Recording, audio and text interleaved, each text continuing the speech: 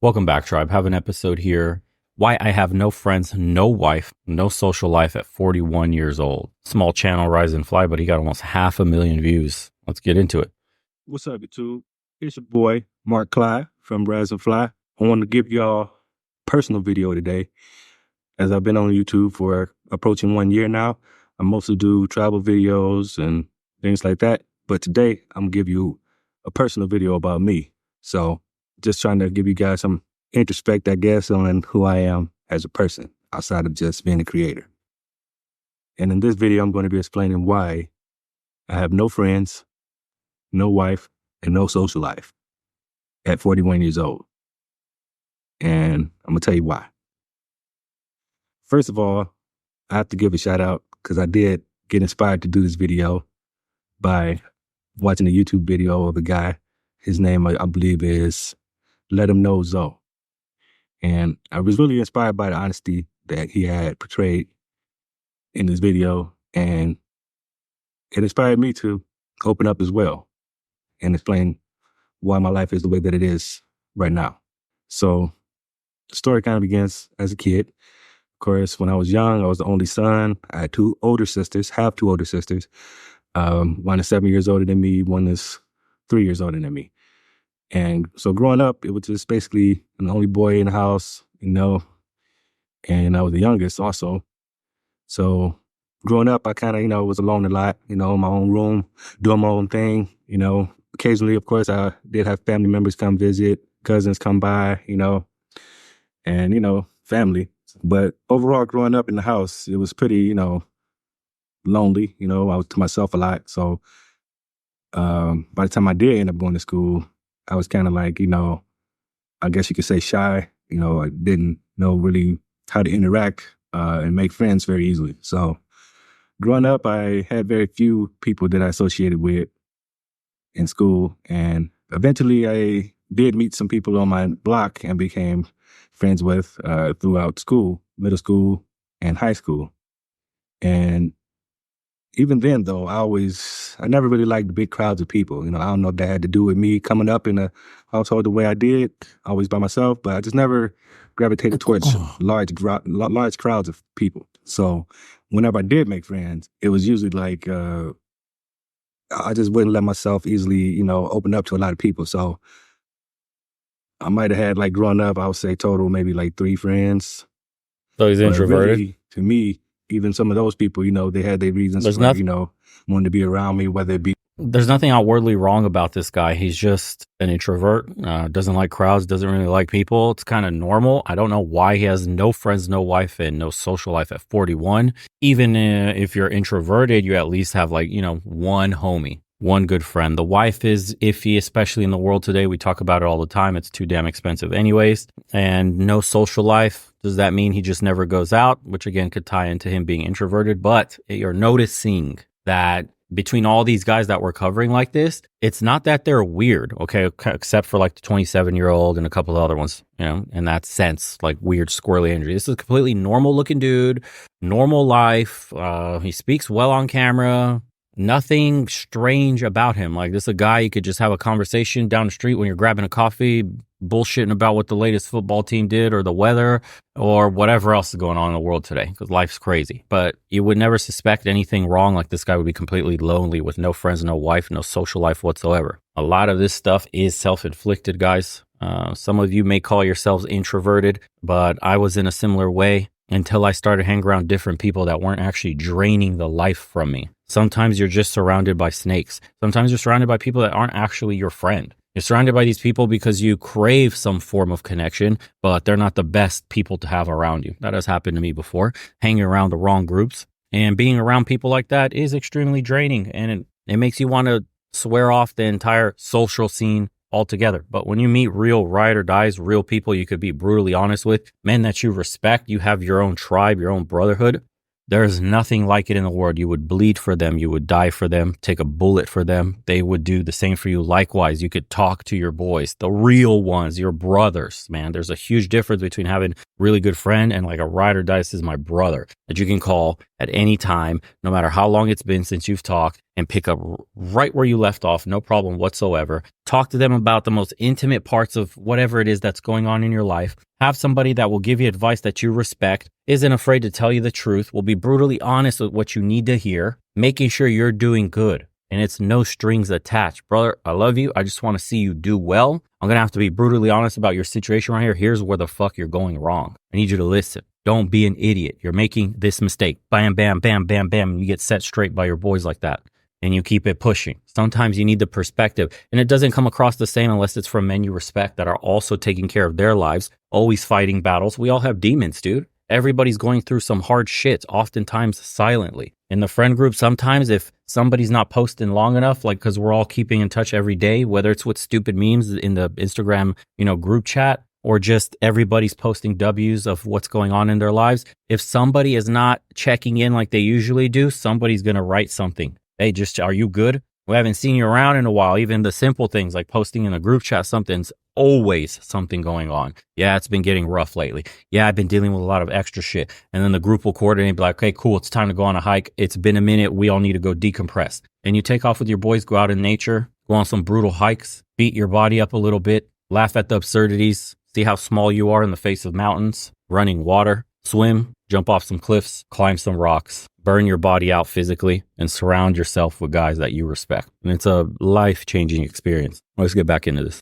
Because they needed something or, whatever the case may be. But I know truthfully, I could say I have one friend that was like, down for whatever, ride or die, give me his last dollar, and we always was together, growing up, hanging out. I would say from about the age of 13 to, I guess I like to say 19 after we graduated.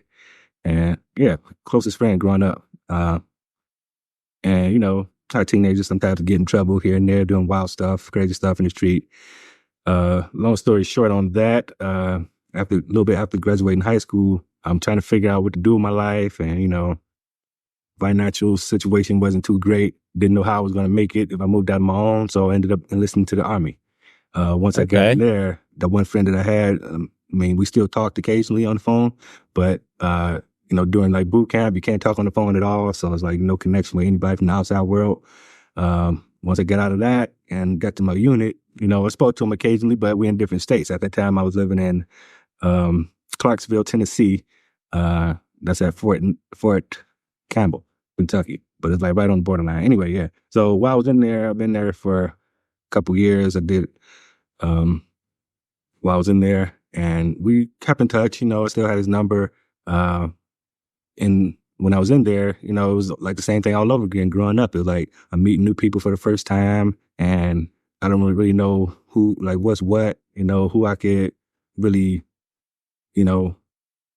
trust, I guess. So I guess you got to put yourself out there a little bit. So in that case, I did meet some people in my unit that we hung out. I hung out with, but I can't really call them like. I wouldn't say they was like, my friends growing up. Of course, it's people I just met, and we going overseas, getting deployed pretty much right after I got out of basic training, got deployed to go to Iraq as soon as I got to my first duty station. So all these people I'm meeting just for the first time, and you really want to make sure you surround yourself with real people that's going to stand by their word, because these are people that you're going to war with, and you never know what's going to happen over there, and you might need people. Of course, you're going to need people when you get in a bad situation.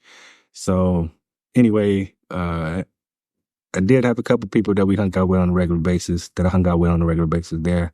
Just, we had to stay tight because of the situation we was in. And I did get close to some people, I have to say.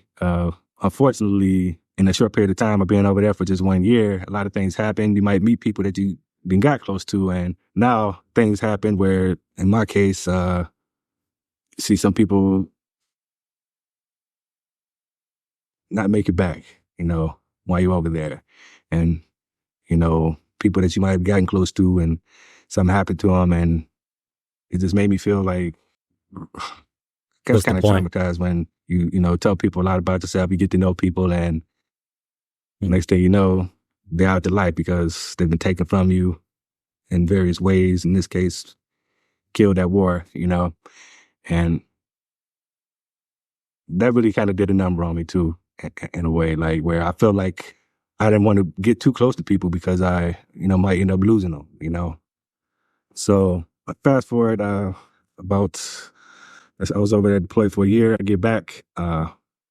Thankfully, no loss of limbs or legs or anything like that in one piece. So I get back home to my hometown, Detroit, Michigan, and I see my friends I grew up with, some friends.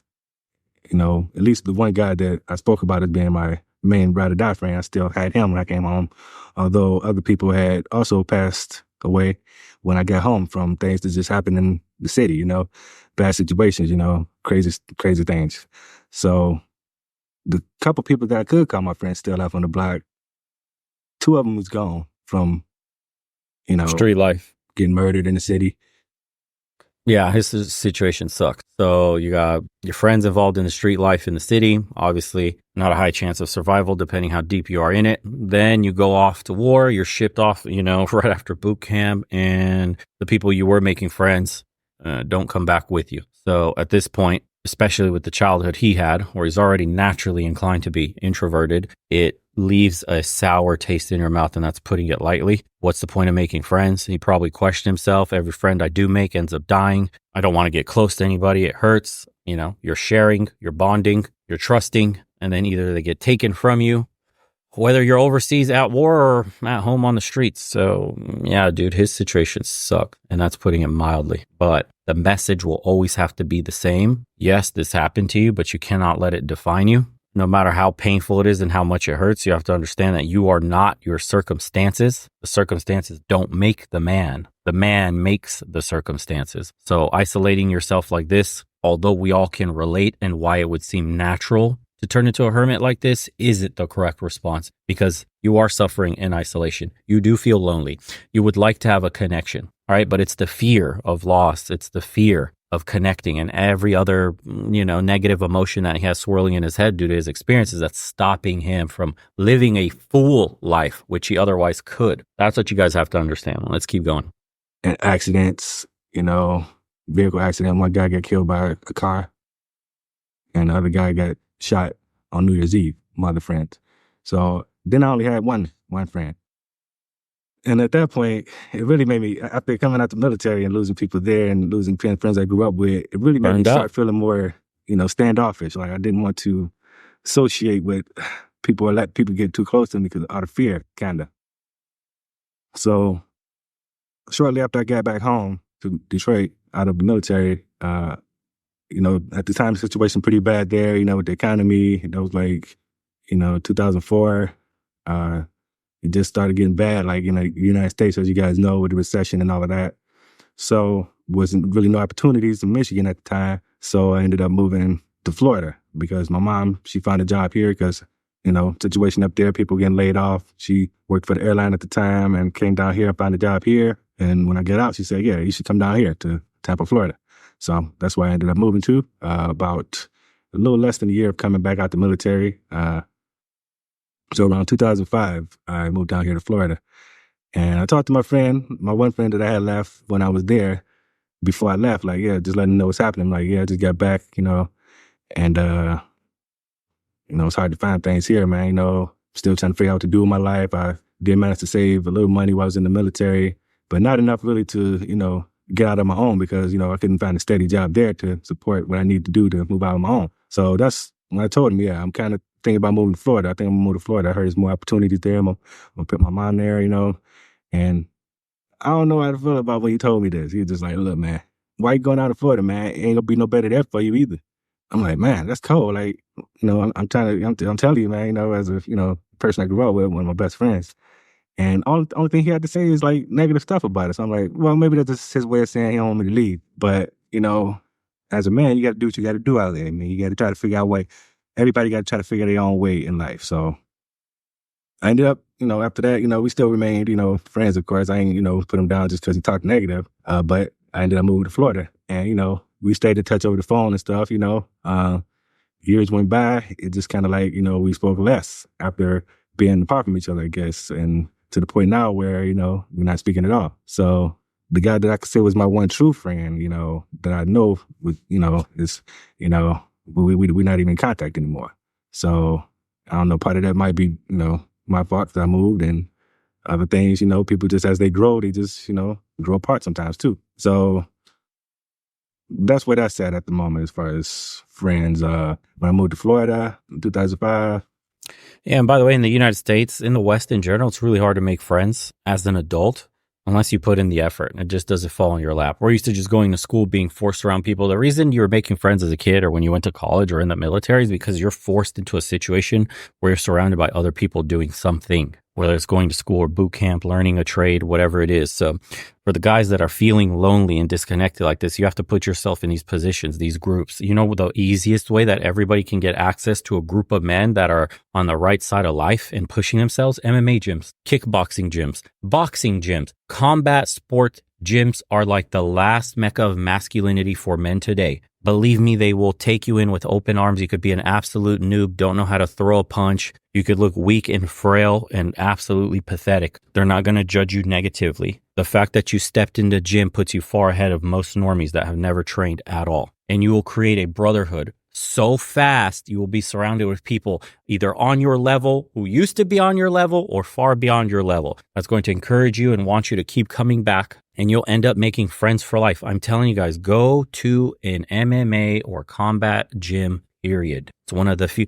not a weight training gym. They're useless. You're not going to meet guys like, let me spot you, bro, on your bench press. No, you got to go to a combat gym. Why? Because you're always going to be against another man. You're always going to be in a group class setting, learning things, asking questions, demonstrating, being buddied up with somebody. It's usually on your level, you know, drills, all this stuff, man, is available. Other guys, you may have a motorcycle already. Go to a motorcycle club, motorcycle meet some people, say hello. You already have a motorcycle. That's something you're already interested in. Meeting people that share your interest is the easiest way to make some new friends. The hardest way is literally going into like a cafe and just saying hi to random people who you know or probably don't even have anything in common with, but you're just trying to find a common ground on something. Put yourself in places doing things you like to do. Surround yourself with people that like to do those same things. You're going to see just how easy it is to find friends. Last meccas of masculinity in the West are combat sports gyms. That's why I highly recommend them. Other than that, making friends is damn near impossible unless you're reaching out, actively doing something. Guys, you will be at risk of dying alone.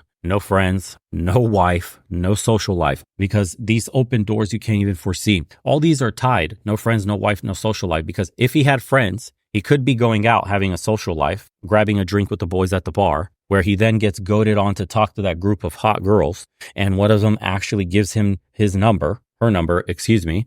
And now he's got a date going on, or the entire group of 3 girls and him and his 2 other boys all chat up at the bar, have a good time. Sure, you're going to strike out 9 out of 10 times, but the one time you may not. And now you build a little roster of like loose friends. Like, oh, those girls want to go out again. Oh, that one girl who gave me her number that one time. Oh, I got a date with her. Oh, you know, then things like that keep happening over and over again. It's a snowball effect. Not all the connections will be strong, but eventually you get a good thread to pull on. And those threads are the ones that change your life. People come and go in your life all the time. Why not put yourself in a position where there's more people coming than there is going? That's what I'm saying, guys. I really came down here just to try to, figure out how to get on my feet and get out on my own. Because at the time I'm living with my mom and my dad, So I meet people at work and stuff, but after everything that happened, from losing people growing up and losing, people that I became close to in the military, I just kind of stopped associating as much because I don't know, I guess out of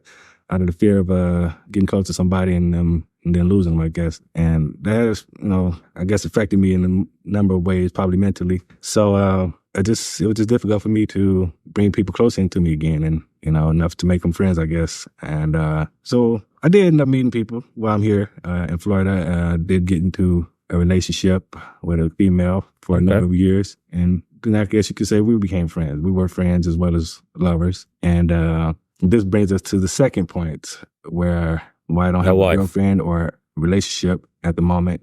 This is an important piece in that. But I'll get to this first. So first, we meet down here, been going out, we became close to her. We got close enough when we moved in together.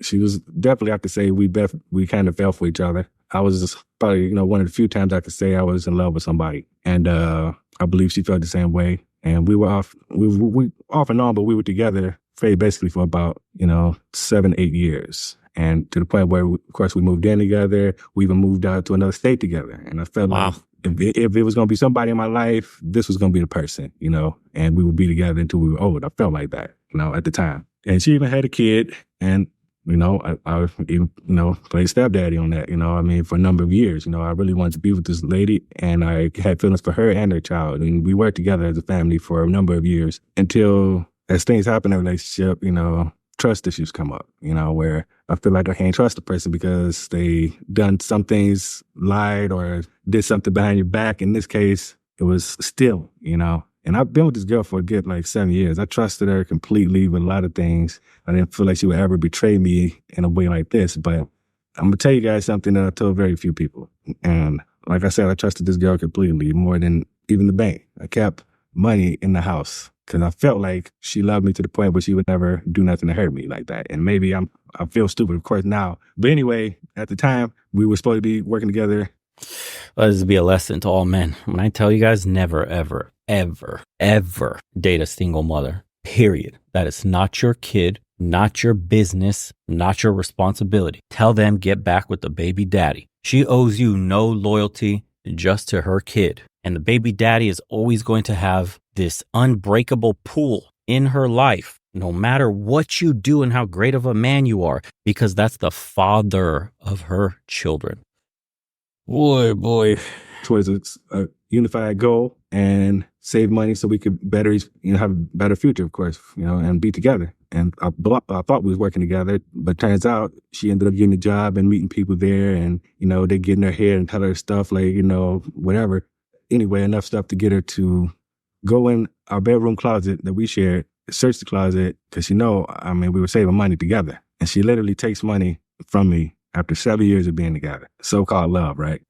So I tell you guys, dating in the West is a complete joke. Don't even waste your time. Going overseas is the only answer for men today. Or temporarily going your own way while you build up your business, your finances, and you can escape the West with the blue book. Dating in the United States is a fucking joke. You are rewarded with garbage like this. They're incentivized to leave. There is no consequences from government or society to be a piece of shit human being to a man today. This is what happens when you show love and loyalty. You need to go to a traditional, listen, the culture is rotten along with the people, okay? The culture of the West is in the depths of hell. It is so fucking disgusting when it comes to relationships, when it comes to raising kids, starting families, love, loyalty, respect, marriage, and your vows. All of that is a complete shit show in the West. It is meaningless to chase any of those things in the West. Focus on yourself, make your money, date casually, find a real woman overseas, a real traditional, feminine,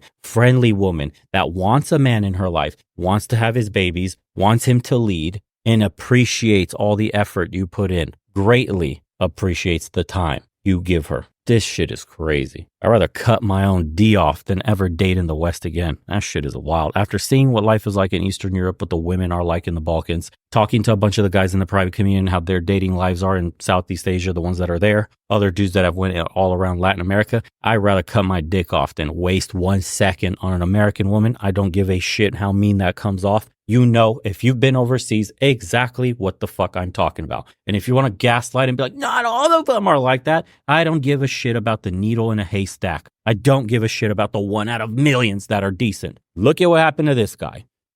Savings that we both working towards, but I would say, we both got one mind because I was working more at the time and even taking care of her and her daughter. And she steals a good amount of money from me, in the thousands, between $8,000 and $10,000. So at this point, I'm pissed, of course, as you can tell, right? So I'm like, man, I'm with this person. I thought, we had love for each other, and this is how you repay me, if take care of you, your daughter, all of this. I'm like, man, I'm so down with you on the strength. And I'm like, you're gonna pay me that money back. You know what I'm saying? You're gonna get out there and do what you gotta do to pay the money back, or you can just, it's over. You know what I'm saying? So, I felt like she kind of, wanted to get the money back, but she claimed that she took the money and lost, right? And I'm like, okay. And we in Las Vegas at the time. We had moved to Las Vegas. And I'm like, okay, how the hell you lose the money? She's like, oh yeah, I went down to the table and gambled it. Oh my God, Somebody told me, I work with is easy double money, and I know we working towards this, and I'm doing it for you. So I'm like, man, you are you serious right now? Are you serious? What the hell? So basically 2 years of hard work was lost, all because I trusted this person that I believe was the one for me. God damn. So, of course, to this day, I didn't get the money back, but that just kind of taught me a lesson. Like, even if a person, you know, claims their unconditional devotion or love for you, that don't necessarily mean that they always got your best interest in heart. So that right there also made me push back a lot more from, not only like, It sucks because the society he's in reinforces his need to pull himself away from everybody he meets because it's so disgusting, it's so corrupted, it's so degenerate, it's full of consumerism, materialism, hedonism, that it's got people brainwashed, superficial, and disgusting, empty vessels of themselves. It's so pathetic. You have no idea the depth people are capable of until you go overseas and meet someone that can speak like 3 languages, holds 2 different degrees, has traveled to like 10 countries, can cook, can clean. Man, it's so different to be around people that were actually raised right in a conservative society with morals and values still attached to every human being. Unreal. trying to figure out who's my friends. Also Golly. now, who could I even trust, So Jeez. after that happened, of course, we ended up breaking up. It was a nasty breakup, but ended up moving back to Florida. And, she was from here, so she ended up coming back as well. We still kind of like, I still was on her when she got back because she wanted to try to make it up to me. I tried to give her another chance, we get back together somewhat when we were in Florida, but it didn't quite work out because the trust was gone. Could never trust her again, So I had to move on from that. And now I'm alone once again, totally alone. Don't even want to be bothered socially or anything like that, So that's the reason why I have no friends, no wife, no relationship, no social life.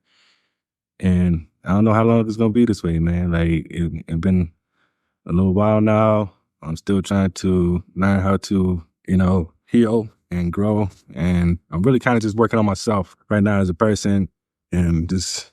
You could hear it in his voice. That shit is still painful. That sucks, dude. He got betrayed by the one person he really cared about. Fuck. Trying to find my way through life, And that's why I decided to share this video with you guys today. I hope you guys can get something from it. It kind of felt good just getting it off my chest after, not being able to express these things over the years. So I hope you guys get something. Let's see the comments. I'm 81, alone my whole life. I'm still alive and kicking. Only child, absolutely love being alone. That's a depressing life, dude. I'm 40, no friends, no family, no spouse ever in my life, and it looks like we're the new normal in America.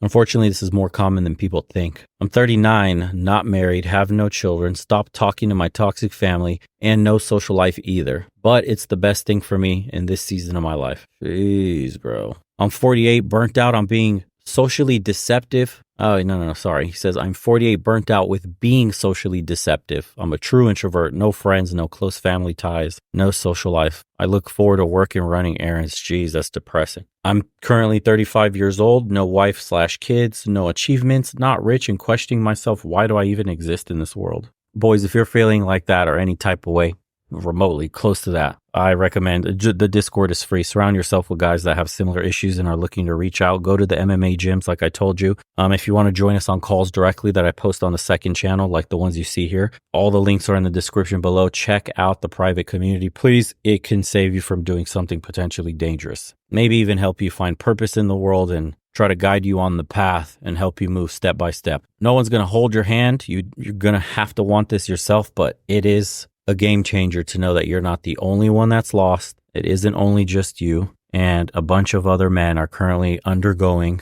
the same struggles you are. And seeing other people struggle and persevere and succeed is energy you can take and potentially harness for yourself under your own journey. So that's what I recommend. Put yourself out there. We have free versions, paid versions, and as well as going to the local gyms, which I highly recommend the most. Nothing like getting hit in the face or hitting somebody else and unleashing some of that raw, primal masculinity that's been bottled up in the softness of modern society today. Hope you guys enjoyed this one, and we'll see you on the next one. Take care, everybody.